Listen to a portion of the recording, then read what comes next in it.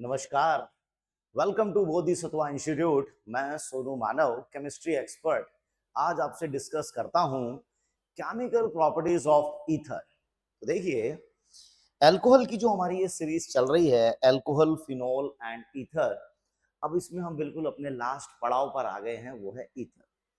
तो सबसे पहली केमिकल प्रॉपर्टी जो हम डिस्कस करने जा रहे हैं, that is one of the most important, reaction with hydrogen iodide, RXN, यानी रिएक्शन विद हाइड्रोजन आयोडाइड।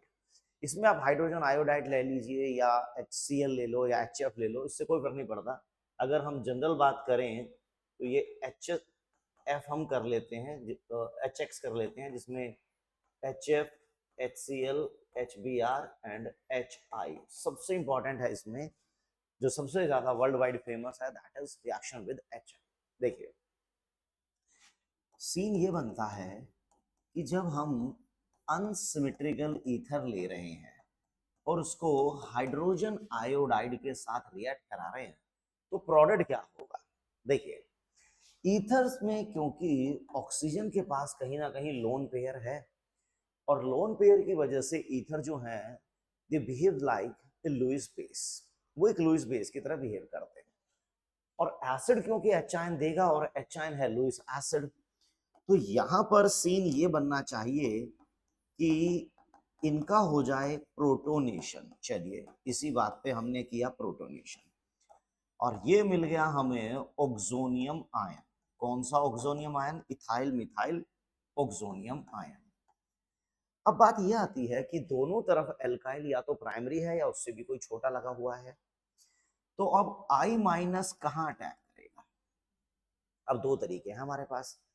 या तो हम बॉन्ड को लेफ्ट से तोड़ दें, यहां से लेफ्ट से इसको तोड़ें, ये पार्ट अल्कोहल बन जाए और I माइनस इधर अटैक कर दे, यानी छोटा एल्काइल अल्कोहल और बड़ा एल्काइल आयोडाइड के फॉर्म में चला जाए। या फिर एक दूसरी पॉसिबिलिटी है कि हम राइट से बॉन्ड को शिफ्ट कर दें, ये बड़ा वाला एल्काइल अल्कोहल में और छोटा वाला आयोडाइड में। क्या लगता है कौन सी बेटर लग रही है?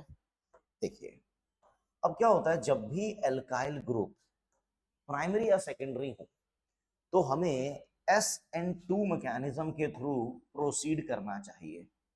जब भी एल्काइल ग्रुप बहुत छोटा है, प्राइमरी या सेकेंडरी कैटेगरी का है, तो रिएक्शन हमें ऑप्ट करना चाहिए प्राइमरी, ओ SN2। अब SN2 कहाँ अटैक करता है? SN2 में अटैक होता है उस कार्बन पर जो कि स्टेरिकली लेस हिंडर्ड कार्बन होता है, जहां पर स्टेरिक हिंड्रेंस बहुत बहुत मिनिमम होती है। अब या तो मैं अटैक करूंगा इस कार्बन पर या मैं अटैक करूंगा इस कार्बन। अगर हम स्टेरिक हिंड्रेंस की बात करें, तो यहां पर ये जो कार्बन है इसके पास 3 छोटे हाइड्रोजन है, लेकिन ये जो कार्बन है इसके पास थोड़ी स्टेरिक हिंड्रेंस ज्यादा है। तो बेटर रहेगा कि हम इस कार्बन पर अटैक करें जो कि स्टेरिकली लेस हिंडर्ड है। तो एक ट्रांजिशन स्टेट के थ्रू आगे बढ़ते हैं हम।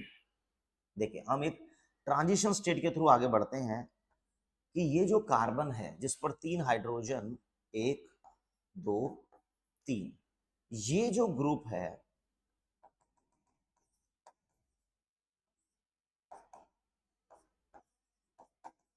ये ग्रुप धीरे धीरे डिटैच होगा और ये I माइनस धीरे धीरे इस पे अटैक करेगा। तो मुझे ये बल्कि ऐसे दिखाना चाहिए कि यहाँ पर बॉन्ड धीरे धीरे, बॉन्ड की क्लीवेज होगी और यहाँ पर बॉन्ड की धीरे धीरे फॉर्मेशन होगी। बॉन्ड फॉर्मेशन और बॉन्ड क्लीवेज मींस ये अपने इलेक्ट्रॉन इसको देगा और ये इलेक्ट्रॉन लेके निकलेगा। ठीक, तो ये जो बड़ा पार्ट है कहीं ना कहीं अल्कोहल की फॉर्म में आउट होता जा रहा है। बड़े वाला जो अल्काइल ग्रुप है वो कहीं ना कहीं अल्कोहल की फॉर्म में जाएगा, और ये छोटा आयोडाइड, जो ये आयोडाइड है वो छोटे अल्काइल ग्रुप के साथ अटैच्ड होकर अल्काइल आयोडाइड दे रहा है। देखिए, सिंपल सा लॉजिक है कि ईथर्स हमारे लुईस बेस होते हैं क्योंकि ऑक्सीजन पे इलेक्ट्रॉन डेंसिटी ज्यादा है, और ये सब प्रोटोनिक एसिड है, एच आयन दे सकते हैं।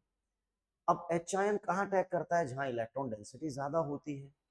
चलिए जी, इलेक्ट्रॉन डेंसिटी जहां ज्यादा थी, प्रोटोनेशन हो गया, दिस इज प्रोटोनेटेड ईथर, या इथाइल मिथाइल ऑक्सोनियम आयन भी कह सकते हैं। अब बात यह है कि आप बॉन्ड को लेफ्ट से तोड़ोगे या राइट से तोड़ोगे। अगर आप लेफ्ट से तोड़ने की कोशिश करते हो तो आप कहीं ना कहीं इथाइल कार्बोकेटाइन बनाने जा रहे हो, राइट से तोड़ते हो तो मिथाइल, और दोनों ही अनस्टेबल हैं, क्योंकि प्राइमरी कार्बोकेटाइन ज्यादा स्टेबल होते नहीं है। तो जो चीज स्टेबल ही नहीं है हमें उसे बनाना भी नहीं चाहिए। तो हमने सोचा कि चलो छोड़ देते हैं, हम कार्बोकेटाइन के त्याग कर देते हैं और एक ट्रांजिशन स्टेट के थ्रू आगे बढ़ते हैं। तो हमने आइडिया एडॉप्ट कर लिया SN2 मैकेनिज्म का। अब SN2 में जो न्यूक्लियोफाइल होगा that will attack on less steric hindered carbon atom. तो इस कार्बन पर स्टेरिक हिंड्रेंस बहुत कम है, क्योंकि यहाँ 3 छोटे हाइड्रोजन हैं, यहाँ 2 छोटे हाइड्रोजन और एक मिथाइल ग्रुप लगा हुआ है। तो यहाँ स्टेरिक हिंड्रेंस कम है, तो आई का अटैक इधर होगा, यानी कि छोटा एल्काइल आयोडाइड में चला गया और बड़ा एल्काइल अल्कोहल में चला गया। बहुत बढ़िया। ये हमें किस किस केस में करना है? प्राइमरी और सेकेंडरी दोनों केस में हमें यही ऑप्शन लेनी है। चलिए आगे बढ़ते हैं। सेकेंड, देखिए ये हमने फिर से इथाइल आइसोप्रोपाइल ईथर लिया और इसको हम अगेन रिएक्ट करा रहे हैं हाइड्रोजन आयोडाइड के साथ। देखते हैं कैसा रिएक्शन होता है। तो मैकेनिज्म क्या कहता है कि ethers are Lewis base. Ethers अगर लुईस बेस हैं तो प्रोटोनेशन हो सकता है। प्रोटोनेशन के बाद हमें क्या मिला? आइसोप्रोपाइल इथाइल ऑक्सोनियम आयन मिल गया। ठीक है, अब फिर से वही बात आ गई कि बॉन्ड को अगर हम राइट से तोड़ते हैं तो इथाइल कार्बोकेटाइन अनस्टेबल, लेफ्ट से तोड़ते हैं तो आइसोप्रोपाइल कार्बोकेटाइन, जो कि बहुत मतलब ठीक है, इथाइल कार्बोकेटाइन के मुकाबले में स्टेबल है, लेकिन जो स्टेबिलिटी टर्शरी बुटाइल कार्बोकेटाइन की होती है वो प्राइमरी सेकेंडरी की तो दूर दूर तक भी नहीं है। तो एक बात सीधी सी है कि अगर अनसिमेट्रिकल ईथर है और उसमें कहीं पर भी प्राइमरी या सेकेंडरी अल्काइल ग्रुप है, टर्शरी नहीं है, दूर दूर तक भी टर्शरी नहीं है किसी भी तरफ, तो मैकेनिज्म आप चूज करेंगे SN2 mechanism.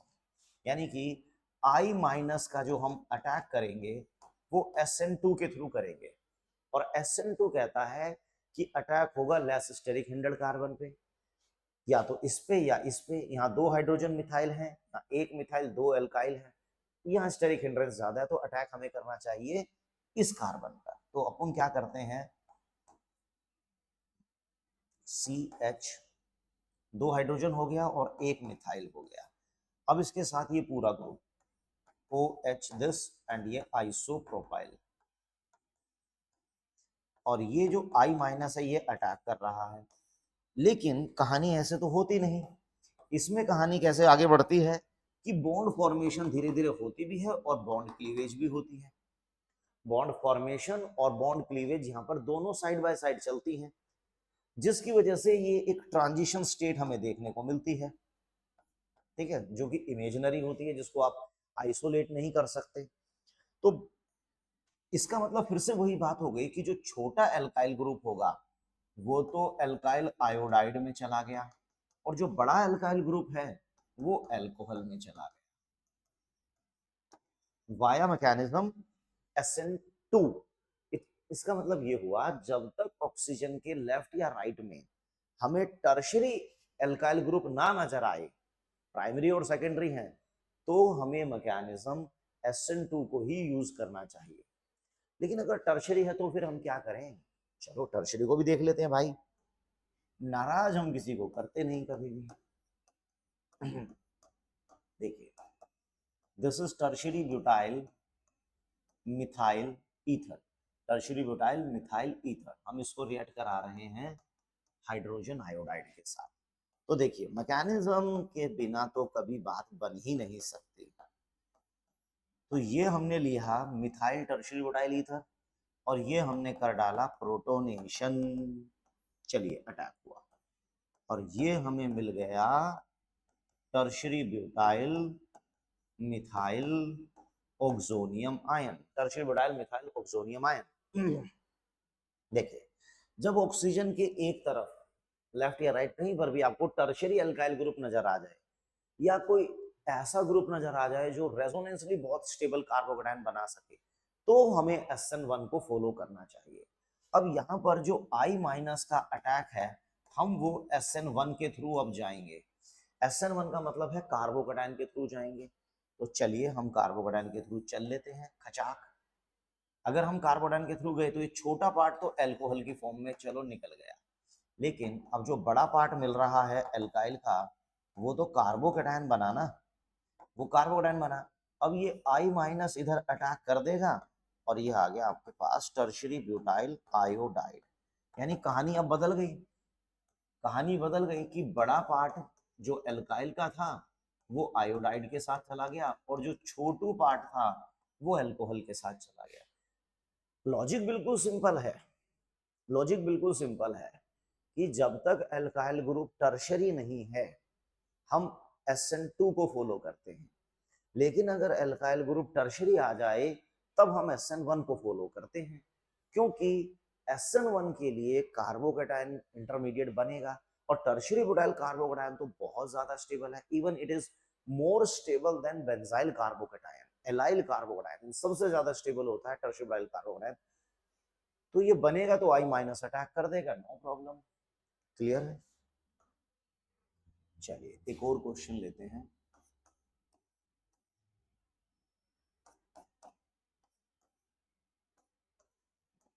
This is anisole और हम इसको रिएक्ट करा रहे हैं हाइड्रोजन आयोडाइड के साथ। अब देखिए फिर से वही रामायण आ जाती है कि अटैक कहाँ से होगा, क्या प्रोडक्ट मिल सकते हैं, क्या नहीं मिल सकते। HI, इसमें I को तो हटा देते हैं फिलहाल, पहले प्रोटोनेशन ही कर देते हैं। वैसे इसका प्रोटोनेशन आसान नहीं है, क्योंकि ये जो ऑक्सीजन के पास लोन पेयर हमें दिखाई दे रहा है ना, वो तो बेंजीन रिंग में डीलोकलाइज्ड हो जाएगा, इसीलिए ये इतने अच्छे लुईस बेस होते नहीं हैं, इतने अच्छे लुईस बेस होते नहीं हैं। बट फिर भी चलो एक इंटरमीडिएट के तौर पे हम ले भी लेते हैं। चलिए, लेकिन रेजोनेंस तो अभी भी होगा, पहले प्लस आर कर रहा था तो बेशक अब माइनस आर होने लगेगा। लेकिन यहाँ पर एक पार्शियल डबल बॉन्ड आता है, पार्शियल डबल बॉन्ड की बॉन्ड लेंथ छोटी होती है तो बॉन्ड आसानी से टूटेगा नहीं, टूटेगा नहीं।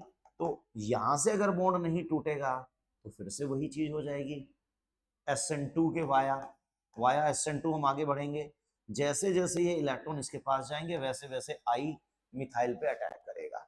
यानी कि यहां से हमें एक तो मिलता दिख रहा है फिनोल और दूसरा हमें मिल रहा है मिथाइल आयोडाइड। कहानी वही पुरानी है, यहां से इस बार बॉन्ड टूटेगा नहीं, क्योंकि फिनाइल कार्बोकेटायन अनस्टेबल है। ठीक है, तो हमें यहाँ से बॉन्ड तोड़ना है, क्योंकि यहाँ से एक तो पार्शियल डबल बॉन्ड है और दूसरा आपने तोड़ भी दिया तो फिनाइल कार्बोकेटायन तो अनस्टेबल है, तो जो अनस्टेबल है वो तो बनेगा नहीं ना। तो इसलिए हमने SN2 के थ्रू चॉइस ली कि ये इधर से अटैक करेगा, ये साइड से निकल जाएगा, कोलिनियर पोजीशन जो SN2 की होती है वो डेफिनेटली बनेगी। तो बड़ा पार्ट यानी जो बेंजीन रिंग वाला पार्ट है वो फिनोल और छोटा पार्ट आयोडाइड में गया।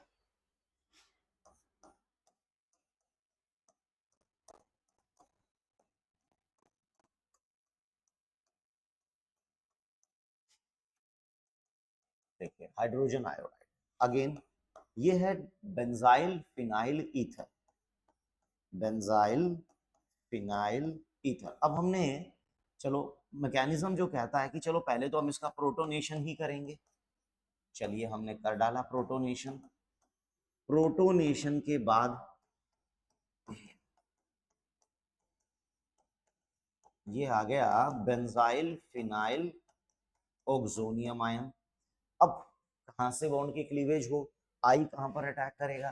देखो अगेन यहाँ से वही प्रॉब्लम है, आप यहाँ से तोड़ते हैं तो फिनाइल कार्बोकेटायन अनस्टेबल है, नहीं बना सकते, तो अब हमारे पास ये चॉइस है, यहाँ से हम इस बॉन्ड को तोड़ेंगे, ये फिनोल की फॉर्म में निकलेगा, ये बेंजाइल कार्बोकेटायन बनेगा, अटैक हो जाएगा, तो ये आ गया हमारा benzyl iodide plus phenol, got it, इस टाइप से benzyl iodide and phenol, right. चलिए, लेकिन अगर कंडीशन दोनों तरफ सेम हो फिर क्या करें, CH2O, CH2, एक तरफ NO2 और एक तरफ मिथाइल ले लेते हैं, ठीक है, और हम इसको रिएक्ट कराते हैं HI। अब देखिए, प्रोटोनेशन के बाद बात आती है बॉन्ड को लेफ्ट से या राइट से, आप कहीं से भी तोड़ो बेंजाइल कार्बोकेटायन तो बन सकता है, ठीक है, बेंजाइल कार्बोकेटायन तो बन सकता है, आप चाहे बॉन्ड को लेफ्ट से तोड़ें या राइट से तोड़ें, बेंजाइल कार्बोकेटायन तो बनेगा। लेकिन यहाँ पर एक NO2 ग्रुप लगा हुआ है जो कि डीएक्टिवेटिंग ग्रुप है, कार्बोकेटायन को डिस्टेबलाइज करेगा, और यहाँ मिथाइल ग्रुप लगा हुआ है जो थोड़ा बहुत एक्टिवेटिंग ग्रुप है, प्लस आई और हाइपर कॉन्जुगेशन के थ्रू एक्टिवेट करेगा। तो प्रोटोनेशन के बाद उचित रहेगा कि आप यहाँ से बॉन्ड को तोड़ें, ताकि ये जो कार्बोकेटायन है ज्यादा स्टेबल है, जो स्टेबल है उसके बनने की प्रोबेबिलिटी हमेशा ज्यादा होती है। तो यहाँ पर इस टाइप से अटैक करके हम कार्बोकेटायन बनाएंगे CH2I, और फिर ये वाला पार्ट हम अल्कोहल में ले जाएंगे CH2OH NO, राइट। इस तरह से चलिए एक और लेते हैं,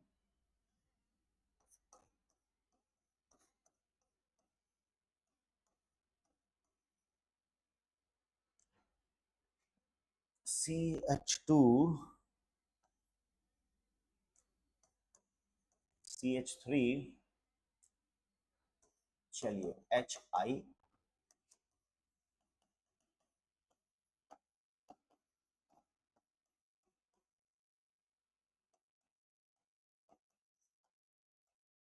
HI,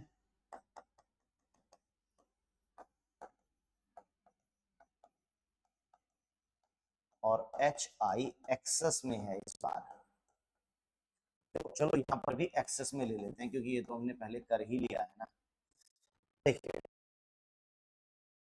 यहाँ से तो तोड़ेंगे नहीं बेंजीन में क्योंकि पार्शियल डबल बॉन्ड है रेजोनेंस की वजह से, तो बॉन्ड टूटेगा यहाँ से, तो ये वाला ऑक्सीजन तो इसी के साथ रहेगा, तो this is phenol, this is phenol and this is ethyl iodide. अब यहां पर देखिए SN2 के थ्रू अटैक होगा, तो SN2 के थ्रू अटैक होगा तो आई कहां जाएगा, छोटे अल्काइल के पास, तो ये इथाइल आयोडाइड तो आ जाएगा, नो प्रॉब्लम।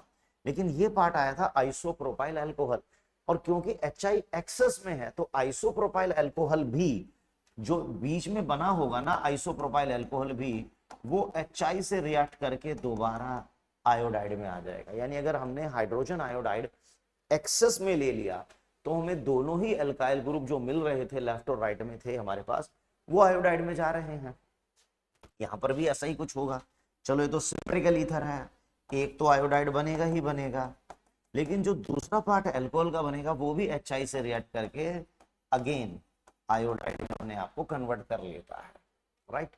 सो ये तो प्रॉपर्टी हुई जो ईथर की reaction with HI, that is one of the most important chemical properties of ether। दूसरी लेते हैं हम इलेक्ट्रोफिलिक सब्स्टिट्यूशन रिएक्शन। देखिए इलेक्ट्रोफिलिक सब्स्टिट्यूशन रिएक्शन, ये नॉर्मल है, इसमें कोई नई बात ऐसा सच है नहीं। देखिए this is anisole OCH3, activating group है, प्लस आर करता है या प्लस एम आप कह लीजिए, तो बेंजीन रिंग एक्टिवेट करता है। ओरिएंटेशन प्लस आर में आप जानते ही हो ऑर्थो पैरा होता है, तो कोई भी इलेक्ट्रोफाइल जब अटैक करेगा, मान लीजिए आप क्लोरीनेशन करते हैं Cl2 एनहाइड्रस AlCl3, तो ऑब्वियस सी बात है कि अटैक कहां होगा, ऑर्थो पे, और अटैक होगा पैरा पे। तो यू विल गेट 1 क्लोरो या 1 chloro 2 methoxy benzene, 1 chloro 4 methoxy benzene. Bromination अगर हम करते हैं Br2 एनहाइड्रस AlBr3, तो अगेन ऑर्थो पैरा पर ब्रोमीन अटैच हो जाएगा। ये सब हम चीजें पहले कई बार मैकेनिज्म के साथ भी कर चुके हैं। Nitration, concentrated H2SO4 and concentrated HNO3, क्या मिलेगा, NO2 ग्रुप ऑर्थो और पैरा पे अटैक कर देगा। सल्फोनेशन, कॉन्सेंट्रेटेड H2SO4, तो sulphonic group SO3H and SO3H means 2-methoxy benzene sulfonic acid, 4-methoxy benzene sulfonic acid।